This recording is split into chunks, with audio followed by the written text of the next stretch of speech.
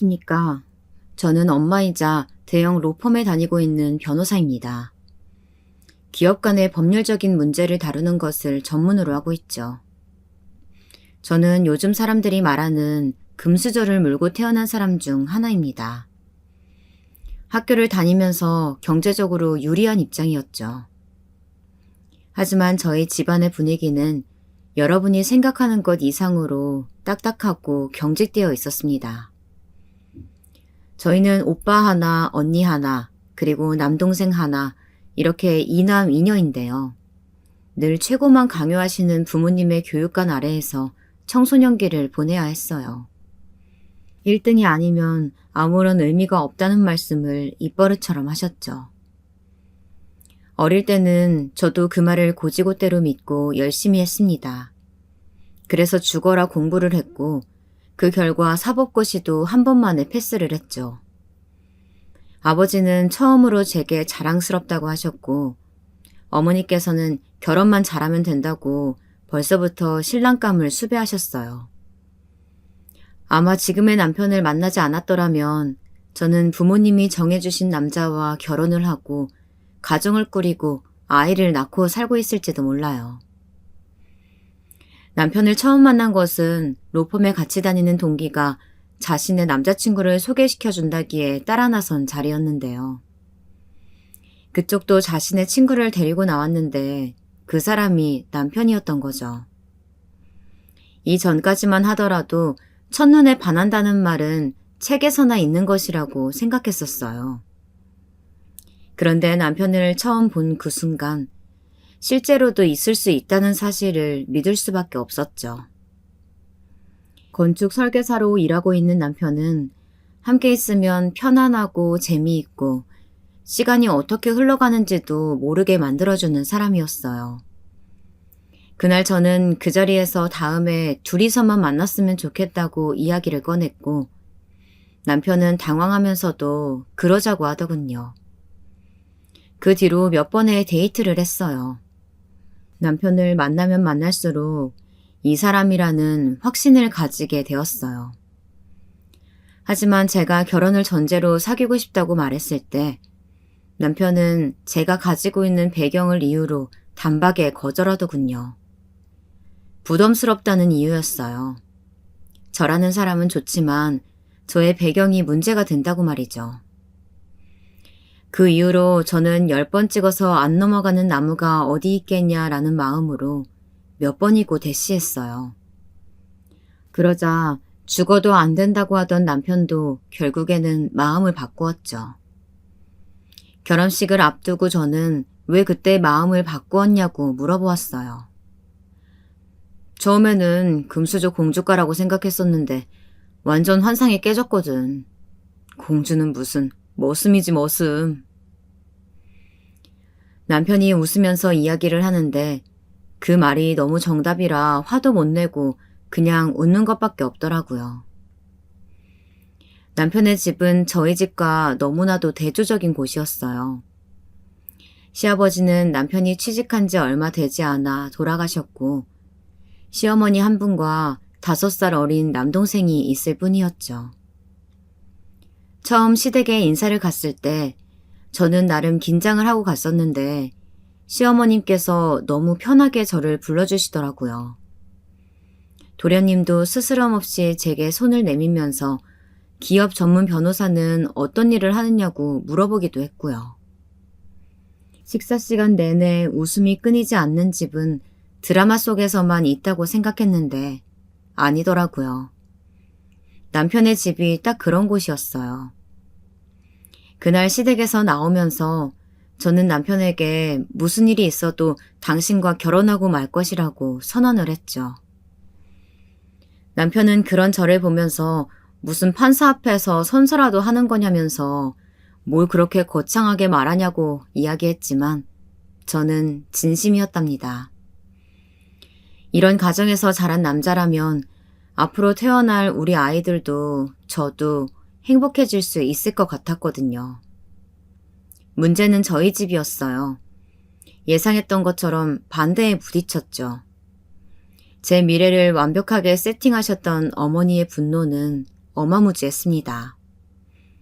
물론 과거의 저였다면 이런 부모님 앞에서 그저 머리를 조아리고 알겠다고 시키는 대로 하겠다고 말씀을 드렸겠지만 저는 달라져 있었습니다. 이 남자가 아니면 절대 결혼하지 않겠다고 말했고 파장은 심각했죠.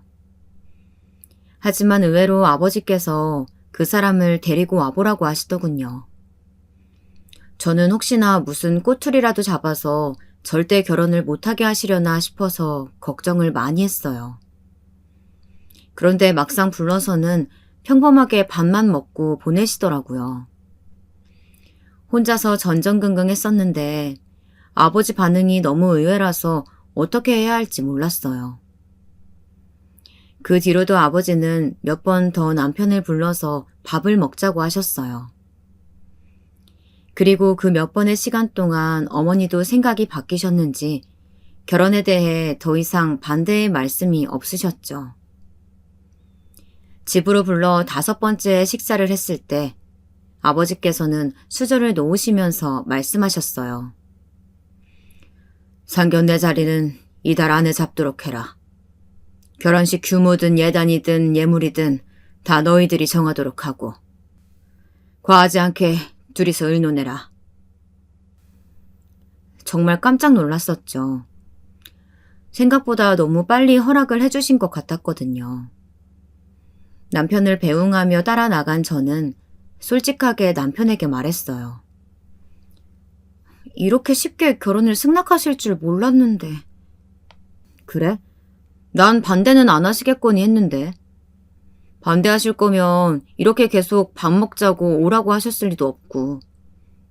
그나저나 결혼식 우리가 알아서 하라고 하셔서 다행이다. 당일 어마어마한 사람들이 몰려오면 어떻게 하나 걱정했었거든.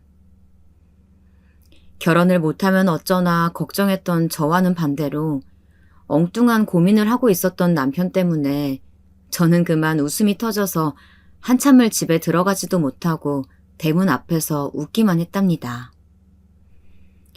결혼은 정말 저희가 원하는 대로 소박하게 우리를 진짜 축하해 줄 수 있는 분들만 초대해서 진행했어요. 다들 행복하게 잘 살 수 있다고 덕담을 해주셨죠. 결혼을 하고 나서도 제 삶이 달라진 것은 없었어요. 함께 자고 일어날 수 있는 사람이 생겼다는 것을 제외하고는 늘 그대로였죠. 하지만 제게는 고민이 하나 있었는데요.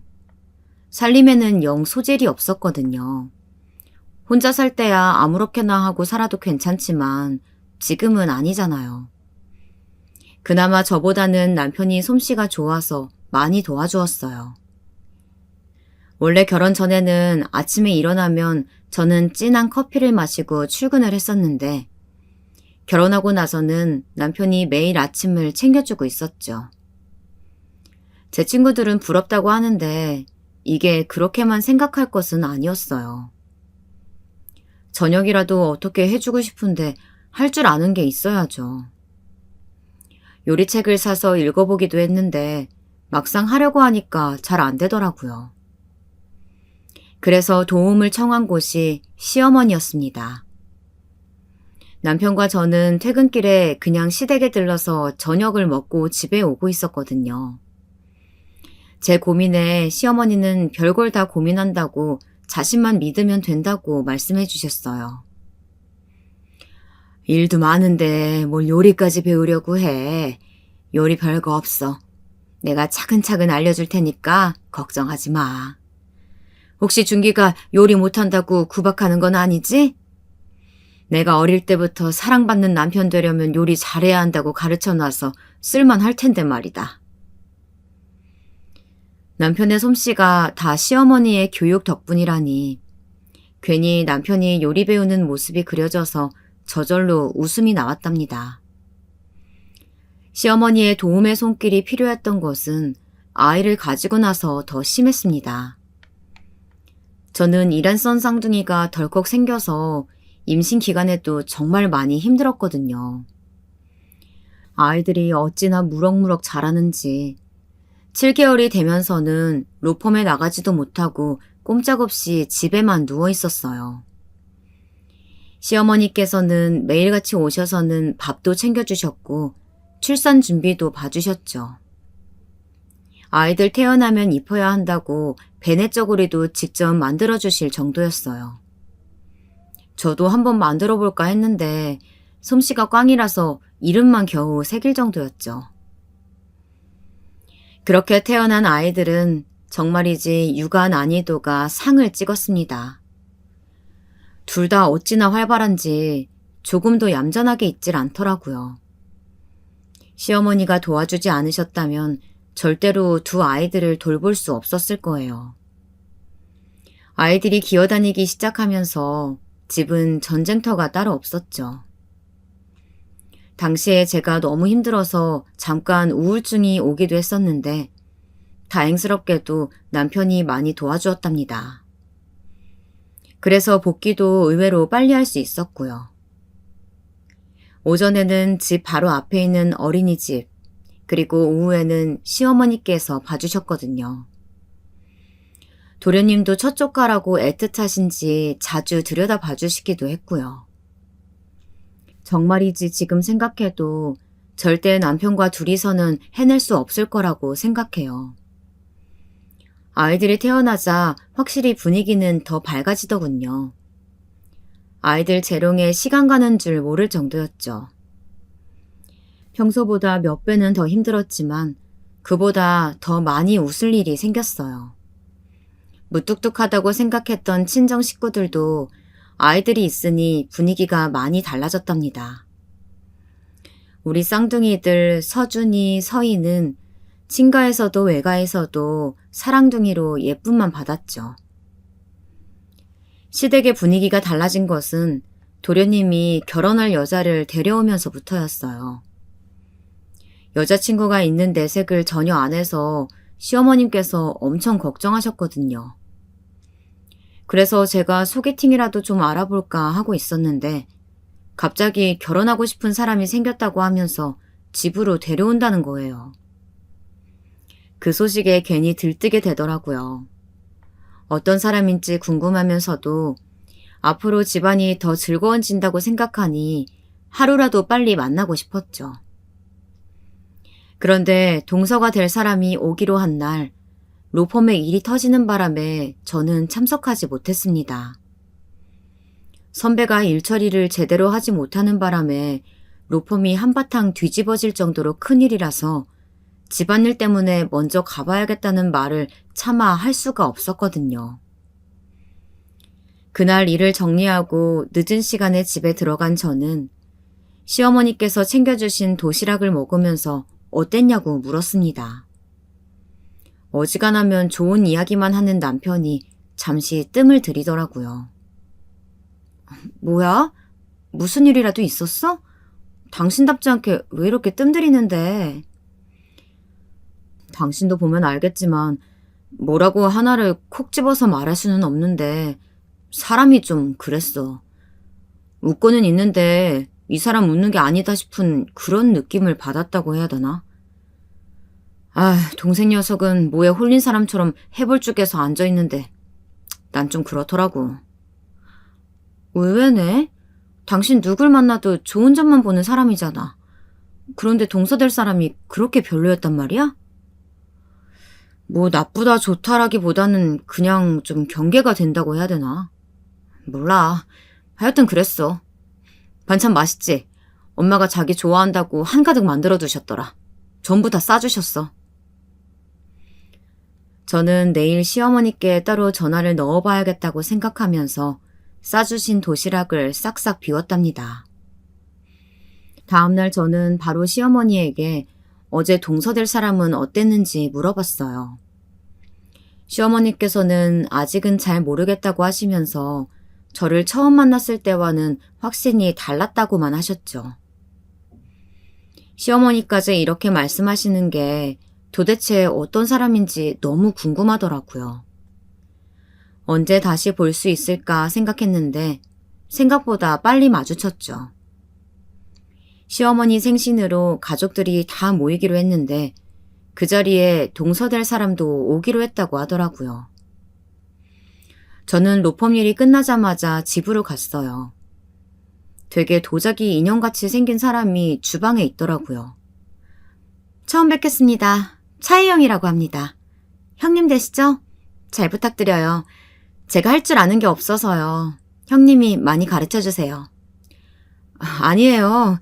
저도 일만 하느라 살림은 아무것도 모르는걸요. 아직도 어머님께 배울 게 많은데요, 뭐.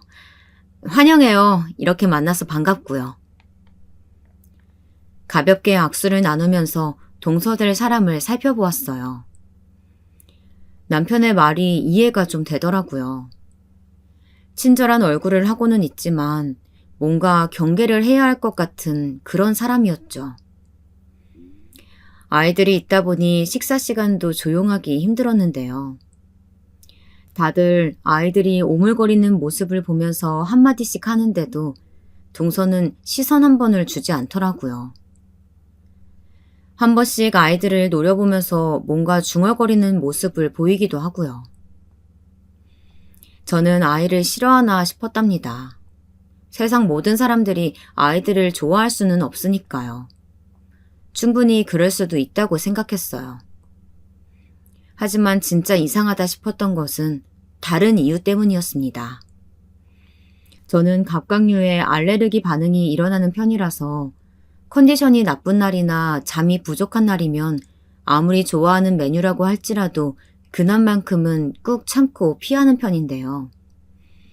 식탁에 제가 너무 좋아하는 간장게장이 올라와 있더라고요. 그런데 하필 전날 밤샘을 하고 난 이후라서 좀처럼 손이 가질 않았죠.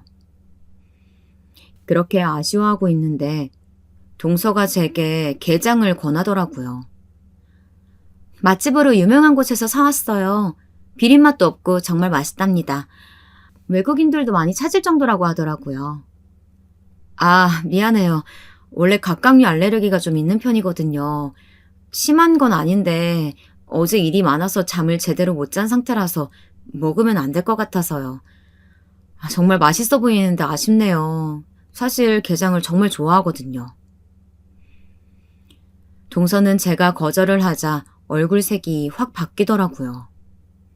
그리곤 도련님을 바라보면서 왜 알려주지 않았느냐고 따지더군요. 도련님은 잔뜩 당황한 얼굴로 저를 보면서 알레르기가 있었느냐고 물었죠. 당연히 도련님은 모르시죠. 제가 말을 안 했는데.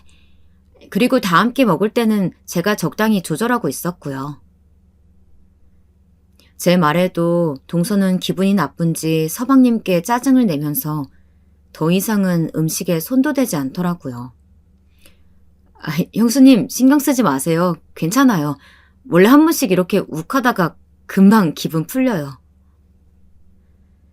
도련님이 웃으시면서 괜찮다고 하셨지만 동서의 표정은 집에 갈 때까지도 영 아니었답니다.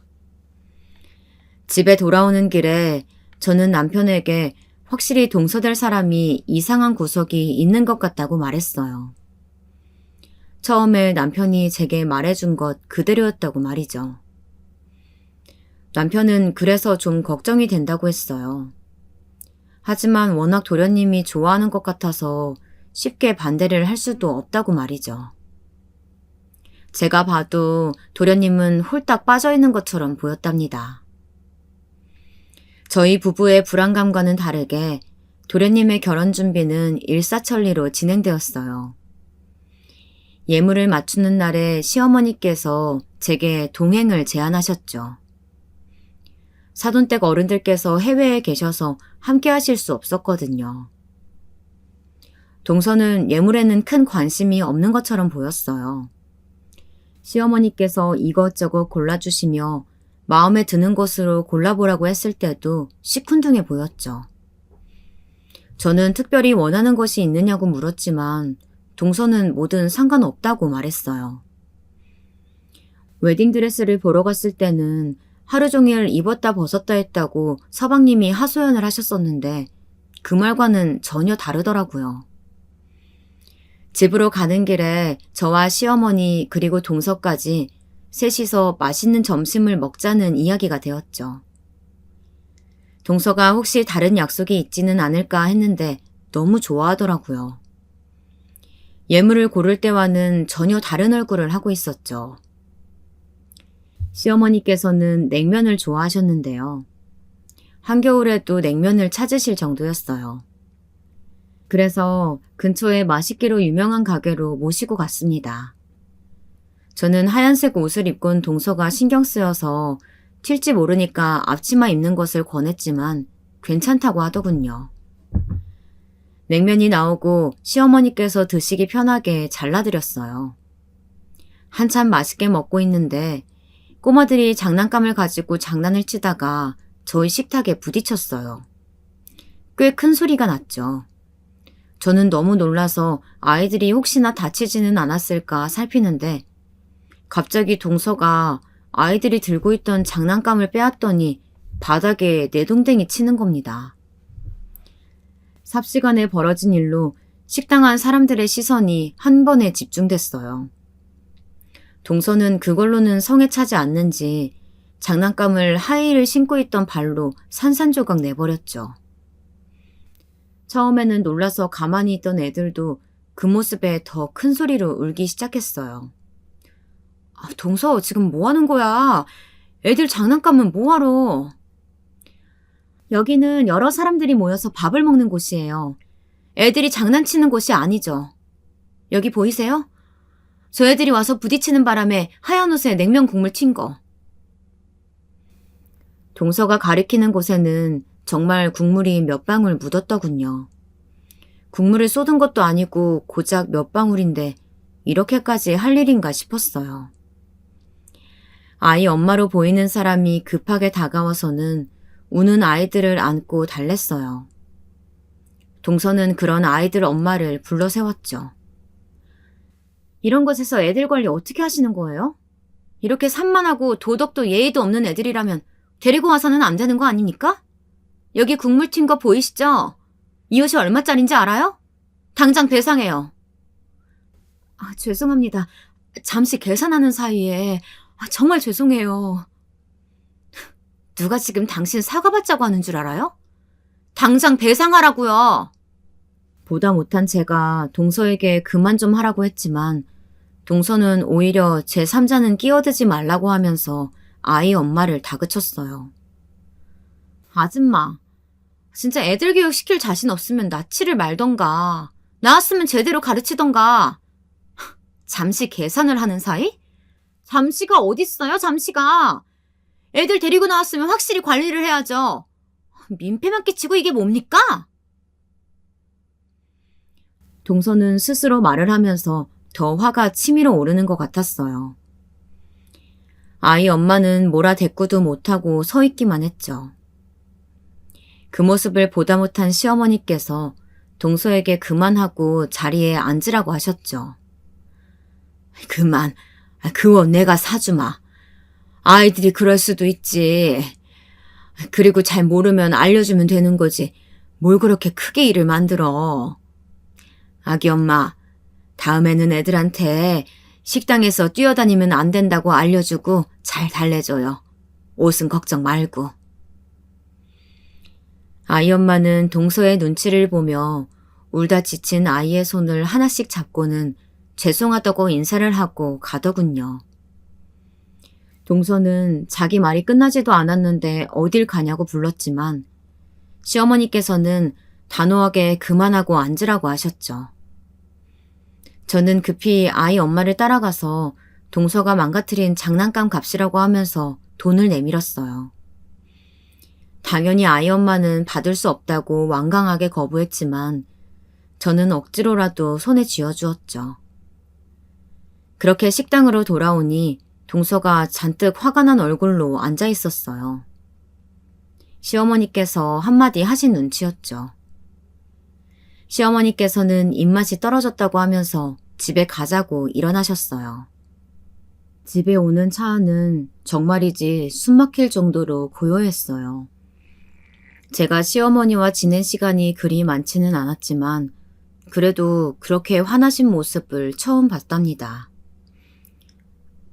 어머니, 죄송해요. 형님, 제가 잘못했어요. 동서가 조용히 먼저 말문을 열었어요. 아까의 그 짜증 가득한 얼굴은 어디로 갔는지 금방 순한 양이 되어 있더라고요. 저는 시어머니 눈치를 보면서 말했죠. 하얀 옷에 빨간 국물 튀면 당연히 속상하지. 그래도 어린 아이한테 그렇게까지 하는 건 동서가 좀 심했어. 좋게 말했어도 될 텐데.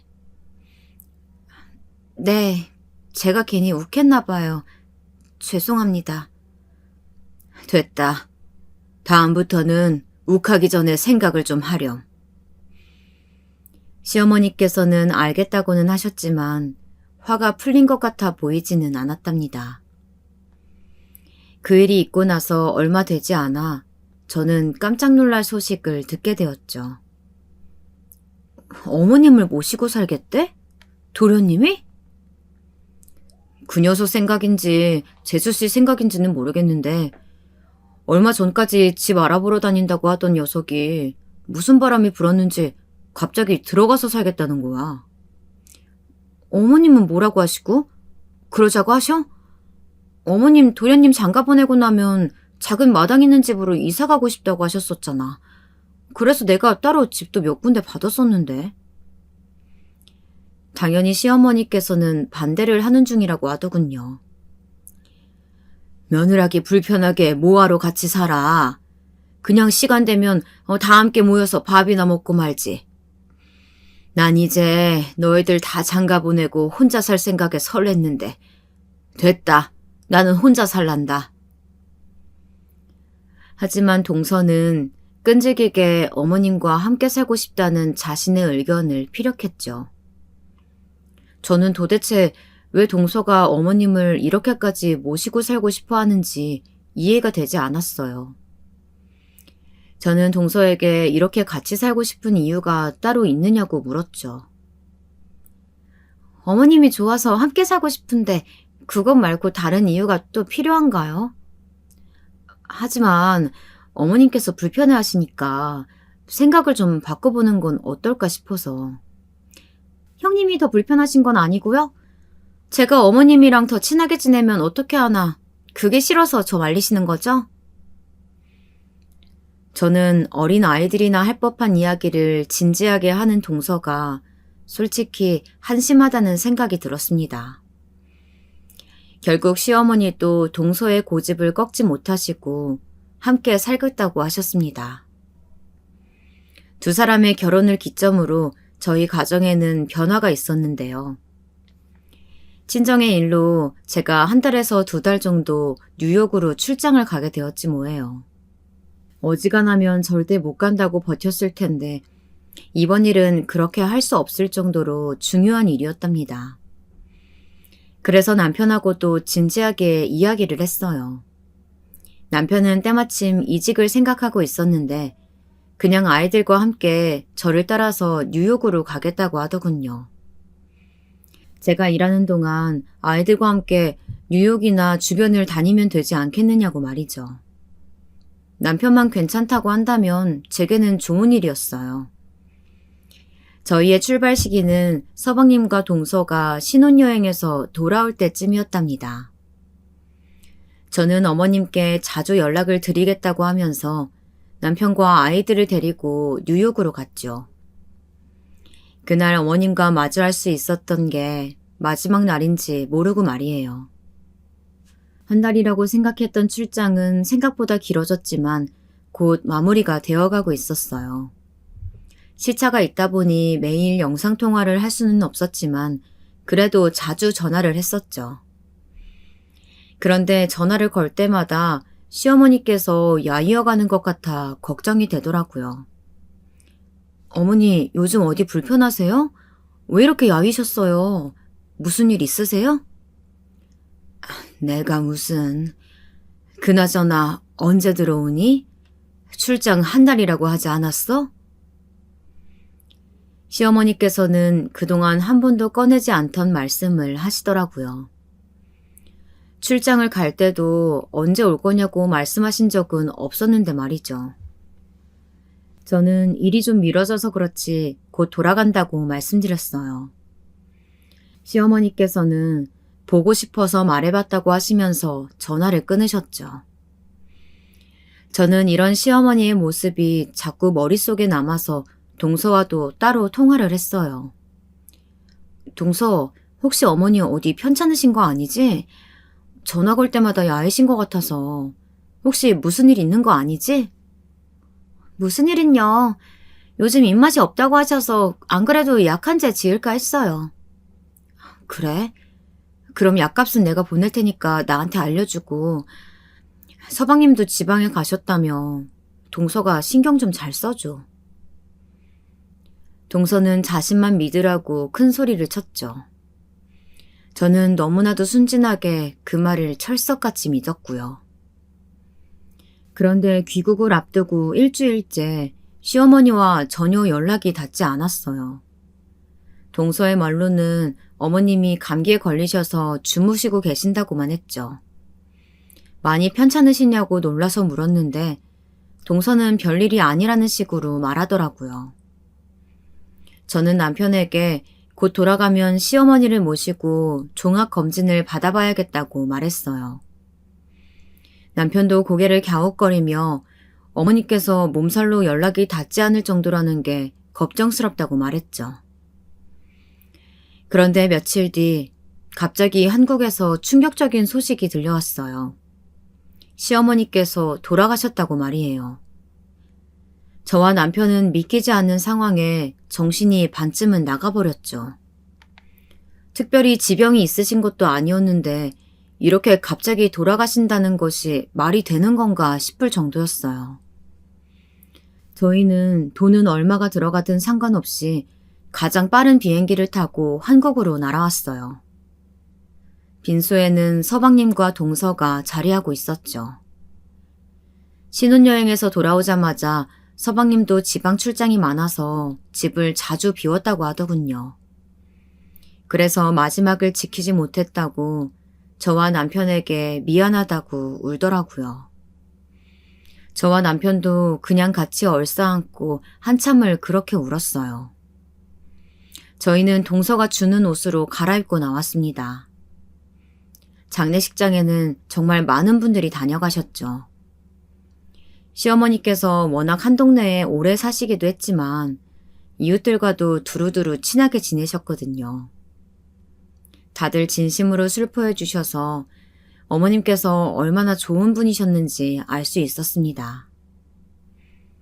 그렇게 자리를 지키고 있는데 정장을 말끔하게 차려입은 한 남자가 남편에게 다가와서는 혹시 장남 되시느냐고 물었어요. 저를 왜 찾으시는 건가요? 여기는 장례식장입니다만.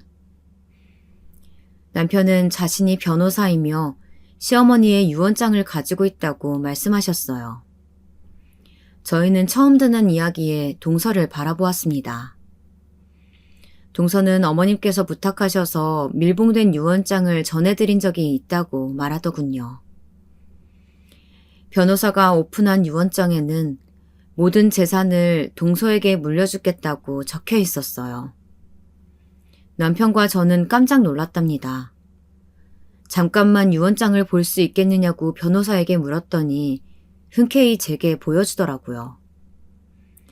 확실히 공증까지 되어 있는 완벽한 유언장이었어요. 제가 늘 곁에 있다 보니까 제게 뭐라도 해주고 싶다고 말씀하셨었거든요. 근데 이런 걸 줄은 몰랐어요. 그냥 농담이라고만 생각했었는데.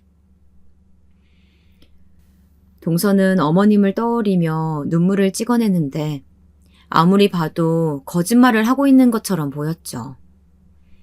하지만 공증까지 완벽한 유언장인데 의심할 것은 없었어요.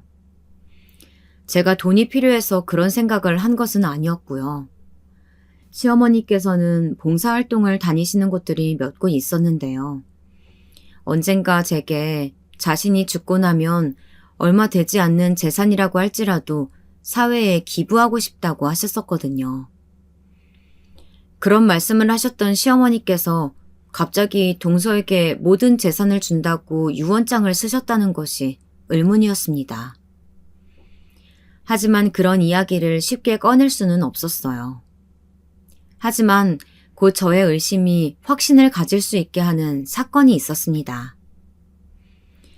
장례 절차도 거의 끝나가는 시점에 시어머니 댁 옆집에 살고 있던 부부가 아이들을 데리고 왔더라고요. 장사로 바쁜 부부를 대신해서 어머님께서 종종 아이들을 봐주셨다고 아이들에게 인사를 시키고 싶었다고 하셨죠. 아이들은 할머니가 하늘로 갔느냐고 물어보고는 어설픈 자세를 흉내내면서 어머님 사진 앞에 절을 하더군요. 그 모습에 괜히 코끝이 찡해져서 잠시 밖으로 나왔죠. 그렇게 스스로의 기분을 가라앉히고 있는데 아까 꼬마 중 하나가 제게 다가왔어요. 아줌마가 미국에 있다가 왔다는 사람이에요? 그런데? 날 어떻게 알았어? 나는 널 이렇게 직접 만난 적이 없는데 우리 공주님은 날 어떻게 알았을까? 꼬마 아가씨는 아주 중요한 비밀을 말하는 사람처럼 저를 향해서 손짓을 했답니다. 저는 꼬마 앞에 앉아서는 무슨 이야기를 하려고 하는지 바라보았어요. 꼬마는 제 귀를 잡아당기더니 아주 작은 목소리로 할머니가 전해주라고 한 것이 있다고 말했죠. 시어머니께서 제게 남기신 것이 있다는 말에 저는 심장이 쿵쿵거리는 소리가 들리는 것 같았습니다. 하지만 차분한 목소리로 꼬마에게 물었어요. 아줌마한테 전해주라고 한 물건이 뭐야? 가지고 왔어? 꼬마는 메고 있던 가방에서 작은 플라스틱 상자를 꺼냈습니다. 그리고는 주변을 둘러보더니 입술에 손가락을 가져다 대고는 심술 아줌마랑 부하 아줌마 몰래 꼭 전해줘야 한다고 했다면서 아무에게도 보이지 말라고 당부를 하더라고요. 저는 심술 아줌마는 누구고 부하 아줌마는 누구인지 아이에게 물었어요. 심술 아줌마는 할머니 맨날 괴롭힌 아줌마예요. 맨날 눈을 이렇게 뜨고는 독한 노인네라고 할머니를 불렀거든요. 그럼 할머니가 엄청 슬픈 얼굴을 했어요. 할머니는 아무 일도 하지 않았는데 우리랑 놀아주기만 했는데 할머니한테 소리만 지르고 그래서 심술 아줌마예요. 아이는 눈꼬리를 위로 올리면서 흉내를 내는데 보는 순간 동서를 말하는구나 싶었습니다. 혹시 아까 할머니한테 인사할 때 봤던 사람들 중에 있을까? 아줌마 옆에 있었잖아요. 못생긴 아줌마. 아까 우리 막 째려보고 그랬는데. 꼬마는 매번 할머니에게 소리를 질러서 너무 싫고 무서웠다고 이야기했어요. 저는 화가 치밀어 올라서 금방이라도 달려들어가고 싶었지만 차분하게 다른 부하 아줌마는 누구냐고 물었죠.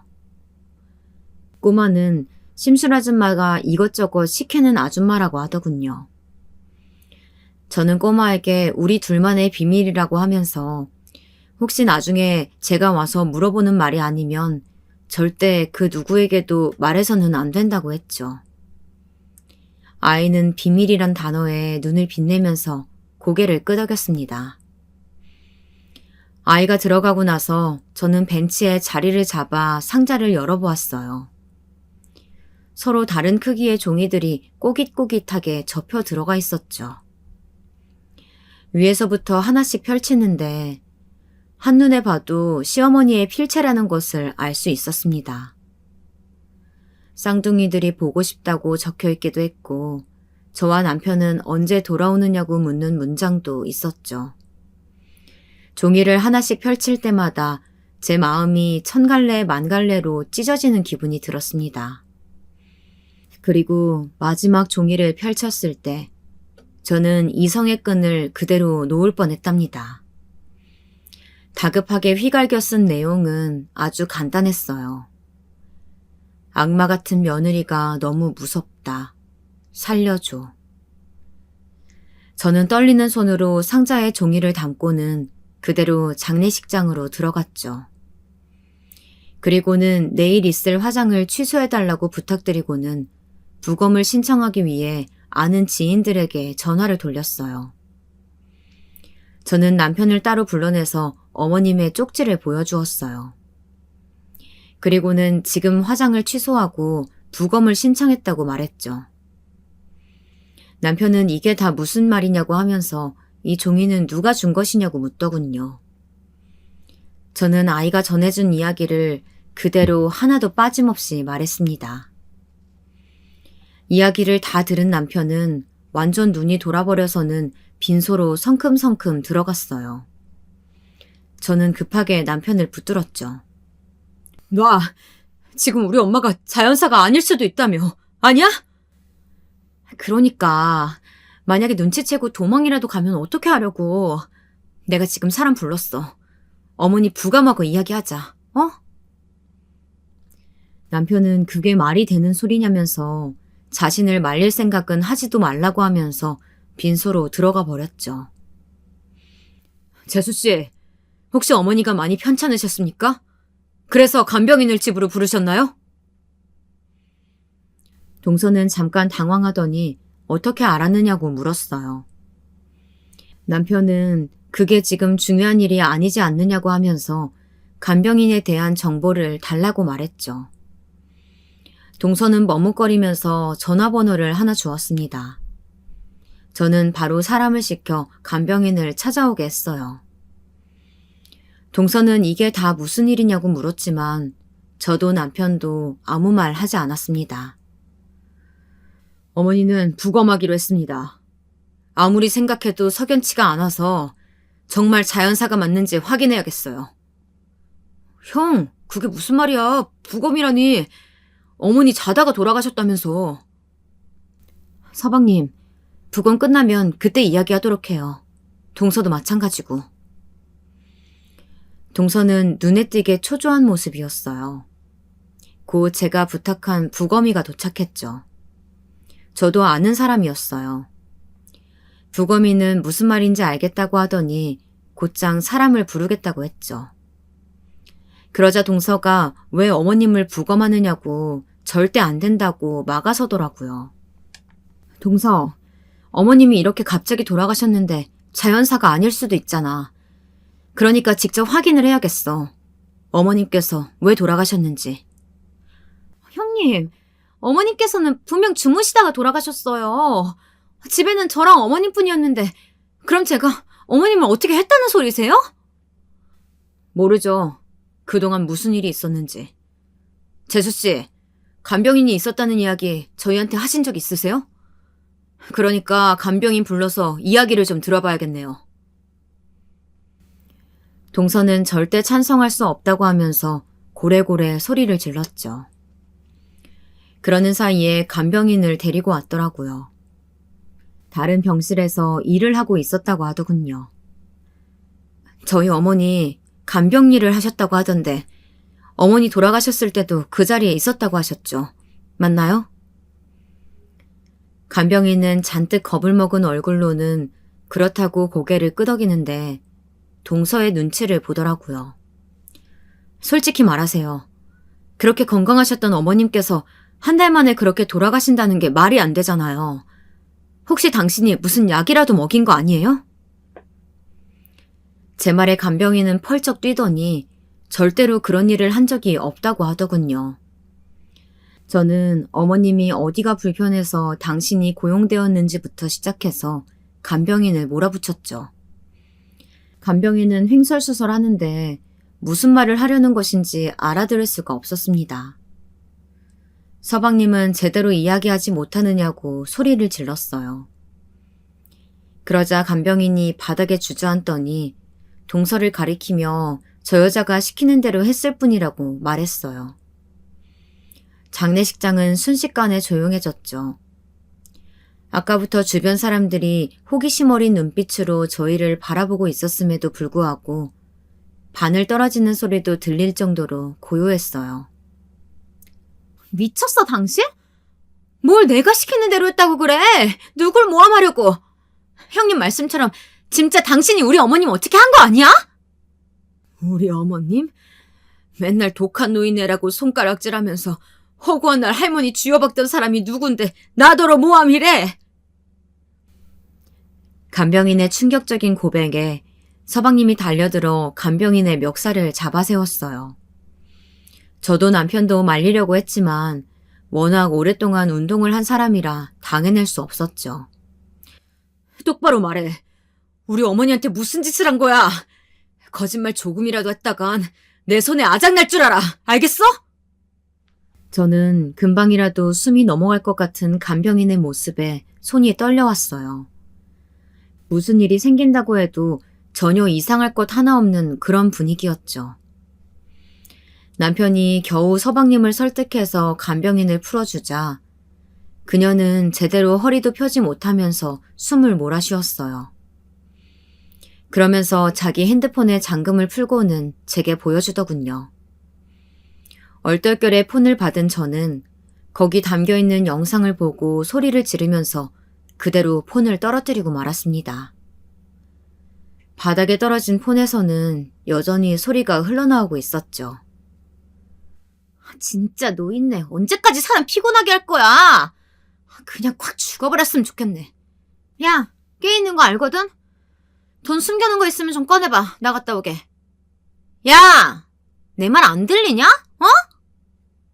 서방님은 마치 짐승처럼 큰 소리를 지르더니 동서를 붙잡으려고 했어요. 바로 곁에 있던 남편은 여기서 재수 씨에게 손을 대면 우리가 불리해진다고 정신 차리라고 소리를 질렀죠. 그 사이에 동서는 슬금슬금 뒷걸음질 치더군요. 저는 휘청거리는 다리에 힘을 주고는 동서에게 다가가서 그녀의 머리채를 잡았습니다. 네가 뭔데? 니까짓 게 뭔데 우리 어머니를 감히! 저 역시도 분노로 말이 제대로 나오지 않았지만 잡고 있던 동서의 머리채를 있는 힘껏 잡아 끌었어요.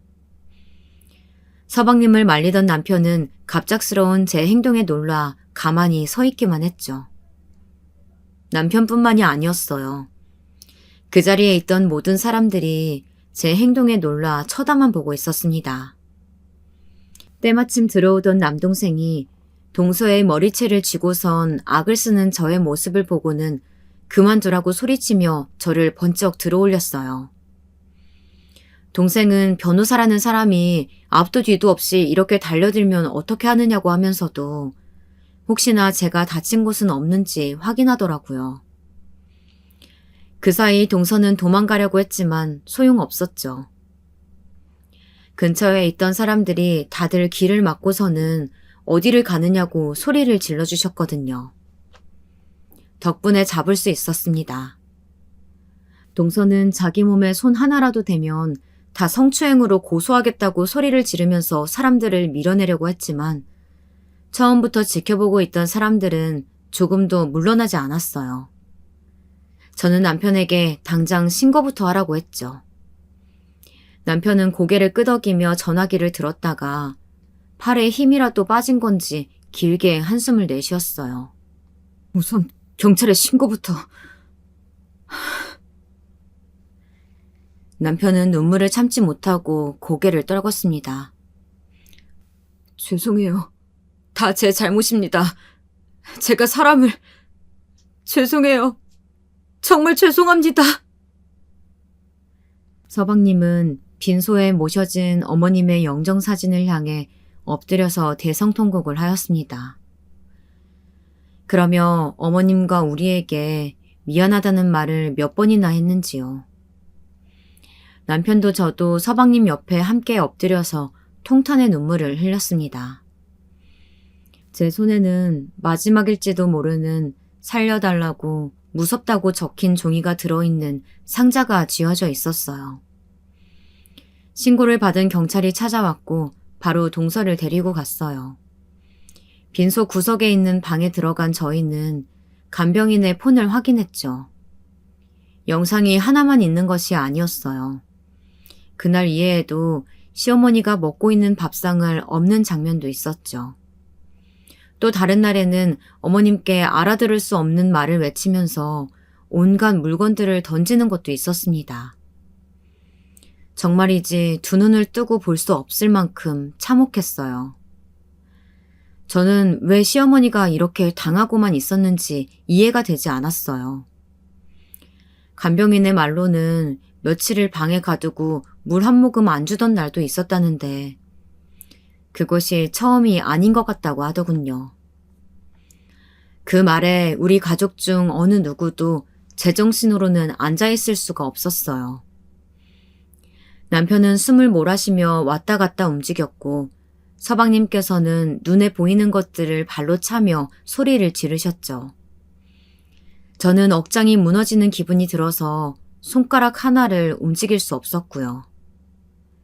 하지만 이대로 있어서는 안 된다는 생각이 들었습니다. 이렇게 시어머니를 억울하게 보내드릴 수는 없다고 생각했죠. 남편이나 서방님이 이야기할 상황이 아니란 판단이 들었던 저는 바로 로펌에 연락을 넣어서 형사소송팀을 불렀어요. 동서를 경찰에 신고했다는 사실과 함께 그 여자가 저지른 행동에 대한 소송을 진행할 생각이었죠. 당연히 혼인 무효도 포함되었고요. 거기에 유언장 집행도 정지시킬 필요가 있었어요. 저는 해당하는 분야의 최고들을 모았습니다. 저는 제가 할 수 있는 모든 것들을 동원해서 동서에게 책임을 묻고 자신이 한 행동의 대가를 피눈물 흘리며 치를 수 있도록 만들겠다고 다짐했죠. 부검의 결과 자연사는 맞았어요. 심장이 갑자기 멈췄다고 하더군요. 장기적인 구타 흔적이 있는 것은 아니지만 영양 상태가 정상은 아니라고 했죠. 경찰 조사가 들어가자 동서는 자신은 절대 그런 행동을 한 적이 없다고 말하며 이 모든 것은 조작이라고 하더군요.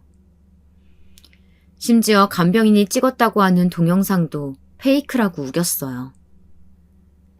하지만 간병인이 가진 영상이 하나가 아니라는 사실과 시어머니께서 남기신 종이 쪽지를 보여주며 압박하자 조금씩 무너지기 시작했죠.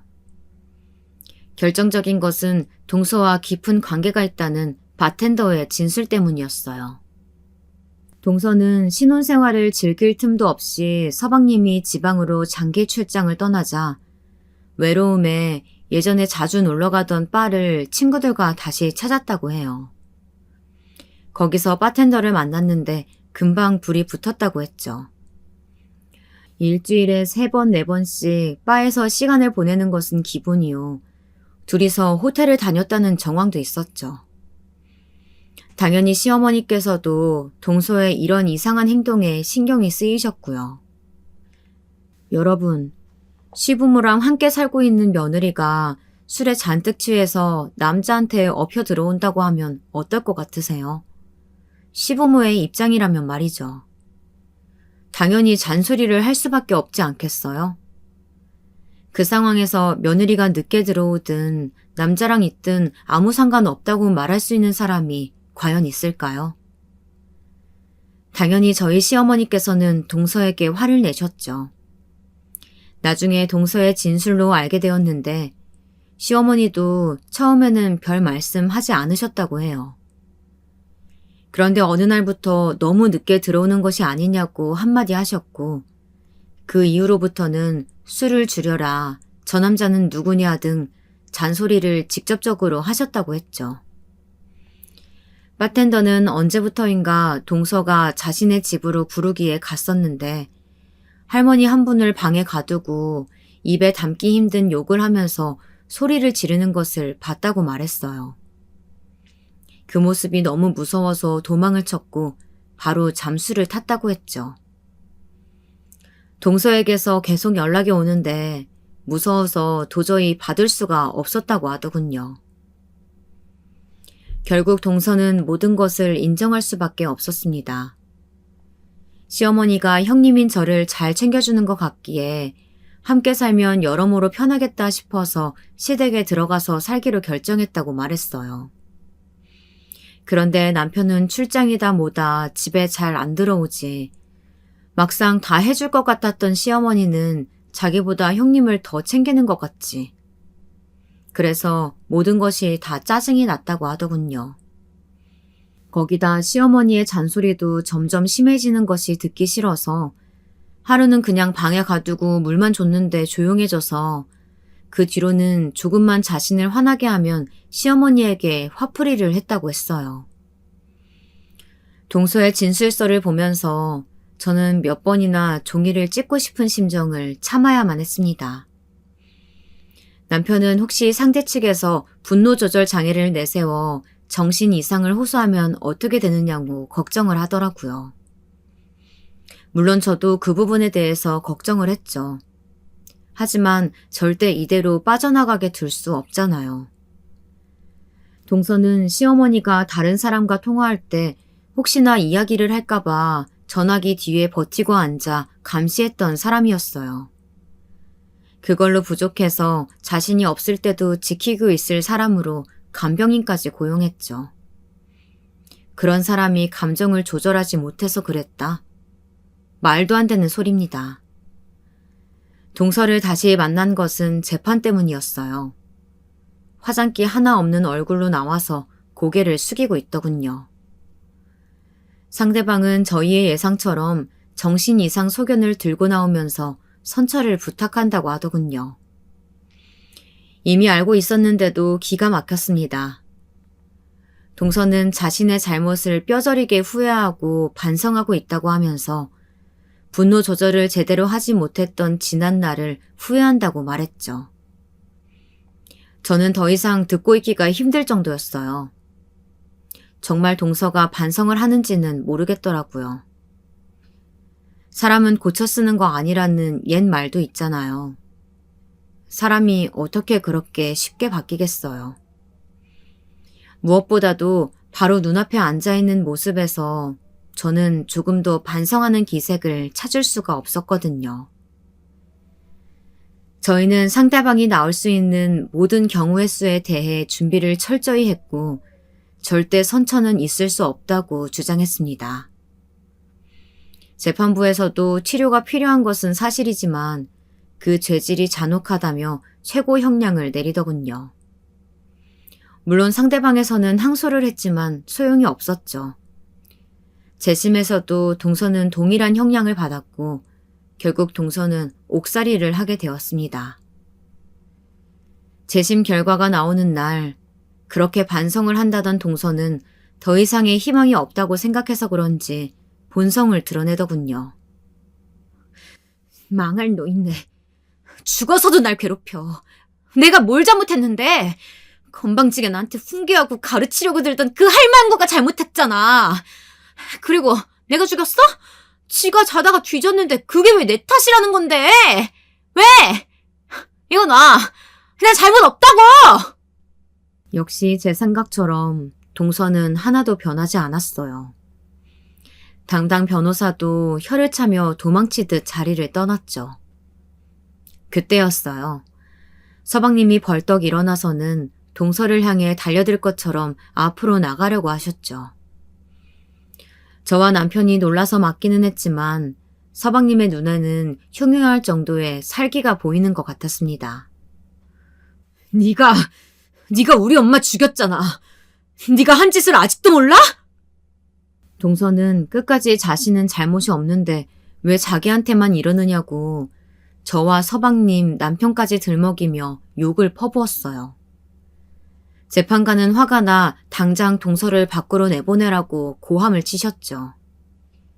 마지막까지도 동서는 가만두지 않겠다고 소리를 지르며 복수하겠다고 저주를 퍼부었어요.